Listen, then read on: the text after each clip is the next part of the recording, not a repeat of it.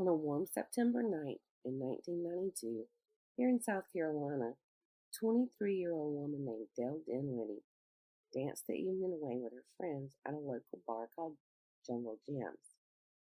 They had just attended a U2 concert at Williams-Brice Stadium before heading to the Five Points area to finish off a night of fun.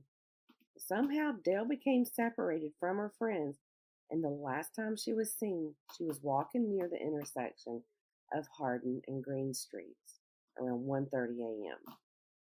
Hey y'all, and welcome to an all-new episode of Mystery, Murder, and Mayhem. Now, this was supposed to have been last week's episode of What the Friday, but it didn't work out that way. Mostly because of car issues, and I spent several days trying to get it fixed. Thought it was like the starter, but no, it ended up being a loose wire that connects the alternator and the battery. So yeah, it was something simple, but it took 2 days to figure out. But anyway, we're moving on, and we're gonna get started with tonight's episode. But first, before we do all that good stuff with our episode, I just want to say that, this year is winding down quickly. We're already in the month of December. And, we're getting ready to celebrate the podcast second birthday. Now, the other day, I got an email from Spotify, which is one of the bigger sources that you can find the podcast on. And you may have seen on social media people posting their the wrap thing from Spotify. Well, as podcasters get one too for our podcast.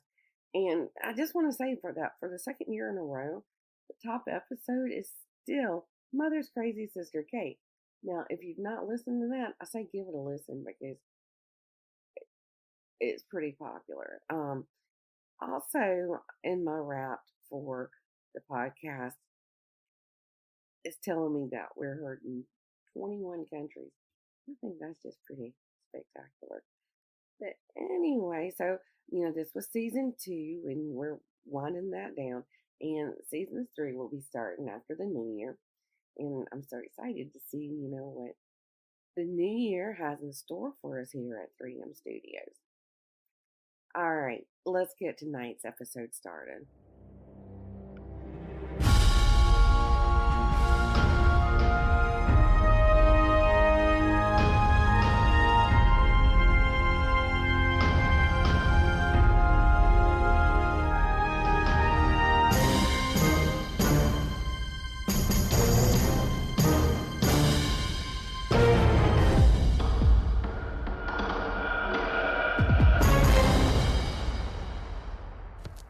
I can remember this story just like it happened just yesterday.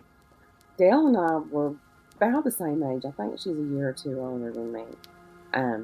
But I can just remember it was frightening to think that a young woman could just disappear into the night and not leaving a trace of evidence behind. Now, every picture of Dail that they splashed across the news back then, it made me just ache. My heart was aching for her family. She had this all-American girl next door looking vibe to her. She only stood like 5 feet tall, and she weighed a ball of maybe 98 pounds. Now, after earning a degree in art history from Randolph-Macon Women's College in Lynchburg, Virginia, Dail moved back to Columbia, and she tried her best to find a job in what she had majored in college.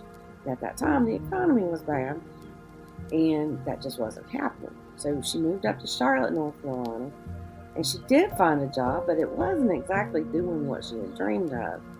Shortly after accepting that job in Charlotte, that business went under and they closed their doors. It forced Dail to move back home to Columbia in 1992. And when she moved back, she also enrolled at the University of South Carolina's graduate program to continue her education. She was living with her parents and her 16-year-old brother. To support herself, she mostly did some babysitting, and she also spent time volunteering at a local museum. Well, as you may or may not know, Columbia is our state capital. It's nearly, geographically, it's just dead center in the state. It's less than 50 miles from where I live, and it's this somewhat large city with several colleges and universities, uh, several malls, bunches of different neighborhoods and areas. Well, Dale was raised in the Forest Hills area of Columbia. Well, the next morning after that U2 concert, her dad, Dan, he gets up to let the family dog out. He notices that Dale isn't in her room. Her bed hadn't been slept in, but her lights and radio were on. He asked his wife, Jean, if Dale was supposed to have spent the night with some of those friends, but when she tells him no, he starts calling those friends, but none of them have seen her. And this just wasn't like Dale at all. Dale was a very responsible young woman, and if she had a change in plans, it was very typical of her to call her parents and let them know. She also would call them for a ride if she needed one. They hadn't talked to her since the night before, so naturally their concern for their daughter's whereabouts was starting to cause some panic. And at 8:30 that morning, Dan called the police to report Dale missing. Now, if you know anything about the Five Points area in South Carolina, you know that it has a reputation of being a somewhat dangerous area. Back then, it wasn't that bad. It's located just east of the city center, and it's full of restaurants and bars, and there's even some shopping there. At night, it's very popular with college students because it's not very far at all from the university. The bars there are always packed with people, so it's easy to understand how Dale had gotten separated from the friends that she had went to Jungle Gym with. The police started their investigation by talking to those friends that Dale had been with, and they said that it was their belief that Dale had left before them because they couldn't find her. They went on to say that they thought she had gotten a ride home or even called her parents. However, when police talked to other patrons of the bar, they found that Dale was actually still at the bar around 1 a.m., and a bouncer at the bar told police that sometime around 1:15 that morning, she had asked him if he'd seen her friends. Well, that same bouncer told police that the last time that he saw Dale was around 1:30, and she was walking towards Hardin and Green Streets, that intersection there, which is about a block north of Jungle Gyms. He noticed that she was alone, and it seemed like she was in a hurry. And adding to the mystery is the fact that Dale left her purse at the bar instead of taking it with her. Now, there was a fact that was well known about Dale among her friends and family, and that fact was that she just didn't like to be alone, so none of them believed that she had just ran away. Over the following days, thousands of flyers were posted all over the state by her friends, her family. There was even volunteers putting up these flyers. The police retraced the route that she would have taken home that night, and not one bit of evidence was found. Nothing. Like I said earlier, Five Points area is basically one big party at night, and not one single person that was in the area that night saw anything. And all of this believed that Dale had been kidnapped. But by who? Was it someone she knew? Maybe someone had offered her a ride, and she accepted that ride. That very well could have been what happened. And it certainly explains why no one saw anything or heard anything unusual that night. Now, this story, it brings to mind another case that happened in that exact same area nearly 27 years later. Now, another young woman named Samantha Josephson was reported missing from that area in March of 2019. And a lot of facts in Samantha's case are eerily similar to Dale's. But fortunately, technology had advanced over the years, and because of that, there were more leads and evidence in Samantha's case. So, in Samantha's case, surveillance footage showed Samantha standing outside of a bar on a crowded sidewalk. And Samantha was alone, but she was talking on her phone. Well, footage also shows Samantha getting into the back seat of a Chevy Impala. Later, it was found that Samantha believed the car she was getting into was an Uber that she had called for, but unfortunately, it wasn't. That video of Samantha getting into that car was the last image of her. Well, fortunately, authorities had a good idea of the car that they were looking for, and luckily they spotted it driving through the same area later the same day that Samantha had went missing. They stopped the car and arrested the driver, which was 24-year-old Nathaniel Rowland. Later that same day, turkey hunters close to New Zion found Samantha's body. New Zion is about 90 minutes from the area that Samantha had went missing from, and the area that her body was found in wasn't even 2 miles from where Rowland lived. He was charged with the murder and kidnapping of Samantha. Samantha's parents were brought into the morgue to identify her body, but they couldn't. She was so badly mutilated that DNA had to be used for a positive identification. Can you imagine her parents' horror? Seeing your child lying there is truly horrifying enough. But you can't positively say that it's her because some jackoff attacked her. Sorry, y'all. It's early and I'm doing this recording, but anyway, he attacked her so savagely. Initially it was said that she was stabbed over 30 times, but when the case went to trial in 2001, pathologists revealed she was stabbed over 100 times. There were stab wounds from her face to her feet, including her head, neck, face, upper body, leg, and foot. At Rowland's bond hearing, the court heard that at the time of his arrest, blood that was found in his car was a match to Samantha's. It was also found that the child's safety locks on the doors were engaged. At least that they believe that after Samantha was in the car, Rowland triggered them and then refused to let Samantha get out of the car. Samantha did fight for her life though, because there was a footprint found on one of the car's windows. Along with the blood, Samantha's hair was found. Surveillance footage was also found that showed Rowland tried to use her debit card and he tried to sell her phone. The prosecutors went on to say that Samantha's blood was also on Rowland's clothes, and the murder weapon was found at a home that he had visited just before he was arrested. Well, of course, Rowland's mom said that her son could not have possibly carried out that murder. And I get it, because none of us want to believe that our children are capable of doing something so heinous. Part of her statement at that bond hearing was, quote, "There's no way he could have done this. As a child, he loved everyone. He gets along with everyone. He did what he can for everyone. He's a respectful man," end quote. But then it was time for Samantha's mom to speak, and it was so heartbreaking. Marcy Josephson said, quote, "No words to describe the incredible pain he's caused. Does he know her name? Samantha Josephson. My daughter's name is Samantha Josephson. Don't ever forget her name. Samantha Josephson.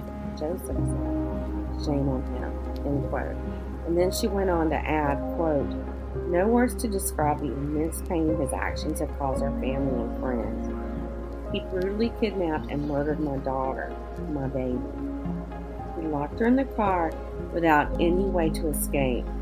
He stole my chance of identifying her in the morgue due to the amount of torture he put her through. She was only identified from DNA. He is sick and evil.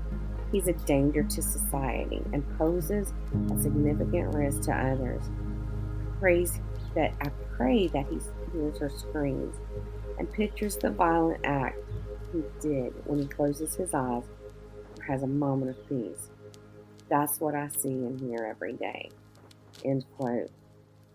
And all of that from the sources that I've gathered this from was just at the bond hearing. Judge Benjamin denied bond and set a trial date for July of 2021. And y'all, I hung on every word of that trial. I was really riveted by it, and I can remember when the notification came up on my phone that a verdict had been reached in this trial. The jury, they deliberated for just over an hour before finding Roland guilty of Samantha's abduction and murder. And at his sentencing, he was sentenced to life in prison. Just before sentencing him, both Roland's and Samantha's families were given the chance to speak. Now, Roland's mother again began proclaiming her son's innocence, but the judge presiding over the case, which is Judge Clifton Newman, cut her off saying, quote, "Ma'am, I'm not going to hear any claims of innocence. He has been convicted by the jury." Samantha's mom, Marcy, also spoke. Let's listen. Words cannot express the anguish our family and friends have endured since he kidnapped and brutally murdered Samantha. From the day I found out I was having Sammy, I was in love with her. As a mother, you worry and pray that your child will be safe, happy, and healthy. When she was sad, I was sad. When she was happy, so was I. Her dreams were my dream, and her death was my death. I close my eyes and I feel what she endured at his hands 120 times, over and over and over, fighting for her life, locked in his car. I used to have dreams for her. Now will I have her nightmares 120 times. The final moments, her bare feet kicking and fighting for her life. I visualize the blood flowing from her body, her beautiful body, 120 times for what? The $35 a college student has in her bank account? The loss of Sammy is beyond words. There'll be no more birthday parties, backyard gatherings, holiday celebrations, or activities to share with her. I was planning my trip to Columbia in 2019 to watch my daughter graduate from college. Instead, I went to Columbia to gather her belongings. I cannot watch my daughter graduate from law school, get married, or have children, all of which were her dreams. Her laughter, hugs, guidance, advice, and opportunities to tell her I love her are gone. Our family of four is forever broken. All I have are memories of the past and thoughts about what her final moments on earth must have been like. He erased my future with Sammy, but he cannot touch my memories. The excruciating pain he put her through is unimaginable. I pray that when Sammy closed her eyes, she thought of beautiful things. His evil face was not the last thing she saw before she took her last breath. I pray that her grandparents and uncle wrapped her in her loving arms. In 1 second, our lives change. I miss her. Everything she touched was better because she made it so. The lessons she taught me as a mom are carried through me forever. She brightened up the day with her smile. The pain and loss are beyond words. He changed me forever. The heinous and brutal crime could have happened to anyone. Sammy was a reflection of everyone's child. Sammy had a bright future. She worked hard to accomplish her goals. She was kind and compassionate and would never hurt anyone. She did not prey upon others. I walked hand in hand with her throughout her 21 years. Her death sliced through my heart. Now I see sadness in ordinary days. I miss her heartfelt laugh. I am breathless and I want my Sammy. Such a heinous, vicious crime. Why? I spent the last 2 years asking myself that question. He cut out a piece of me. I'm bleeding silently. You don't see it. I try to move forward each day, but forever will be broken. One cannot explain the grief my family feels. There was no warning, no time to say goodbye, no time to tell Sammy all the things I would have wanted to say, no time to kiss her Kevlar. We were thrown into this world of terror. My world is now incomplete. Nothing but memories can fill the emptiness of Sammy's passing. I miss her precious voice, her giggles and humor.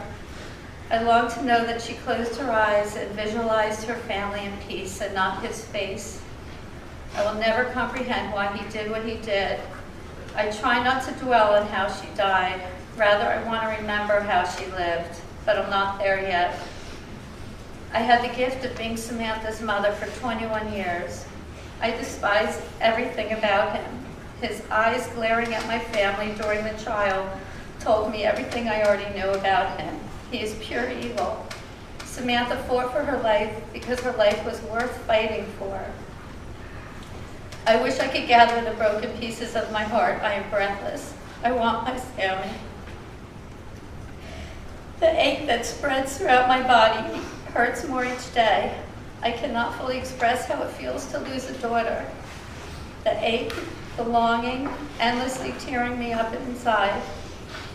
He's a monster, he's evil and pathetic. The excruciating pain he put my daughter through is unimaginable. I am shattered, angry, and heartbroken. His ruthless, violent act took a bright light out of my universe and changed many lives forever. He stole my beliefs. However, I pray every day. I pray that he feels Samantha's pain.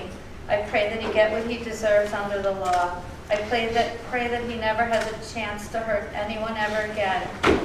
Everyone has choices. He may not like them now, but it was his choice to kidnap and murder Sammy, and he will have to face the consequence of his choices. I ask the court, I ask your honor to impose the strictest sentence upon him so that he may never walk the streets as a free man again for the rest of his life. I'm pretty sure that even when you get justice for such a horrible crime against a loved one, it barely softens the blow. And yes, they had someone to blame. And that person is serving a sentence for his crime. But the grief from a loss so great never goes away. And the grief for the Dinwiddie family remains also. There's no one ever been found to put the blame on. There's not been a body or any evidence, not even a crime scene. And as the years passed, the chances of finding out what happened to their daughter shrank each year. Only one person came up as a possible suspect, and that didn't happen until near the middle of the year 2000, nearly 8 years after she had disappeared. A man named Ronaldo Rivera was arrested in Georgia. He was suspected of killing at least 4 women between South Carolina and Georgia. When he was found in a hotel room, he had slashed his own wrist in an attempt at suicide, but fortunately, the attempt failed and he was taken into custody. When his arrest was announced, more than 30 women came forward and said they had either been approached by Rivera or had been assaulted by him. He used the bait of saying that he worked for a modeling agency as he pulled up to these women while driving his car. After an interrogation, authorities were able to locate the remains of 2 victims. 2 other sets of remains had been found previously. Through the course of the investigation, it came to light that Rivera had been a student at the University of South Carolina at the time that Dail disappeared. But sadly, other than that, no other link could be found between Rivera and Dail. And on top of that, he denied any involvement in Dail's disappearance during interrogations, and when he had attempted suicide, he had left a note with a list of his victims' names, and Dail's name was not on that list. For the crimes that he was found guilty of, Rivera was sentenced to execution and sent to death row. And what I find to be odd is that over the years, several individuals have came forward and claimed to have been involved in Dail's disappearance. But when pressed for more information, they either admitted they were not being truthful, or they just couldn't provide information that led police to believe their stories. Well, after 30 years, there's no more answers than there were when Dail disappeared in 1992.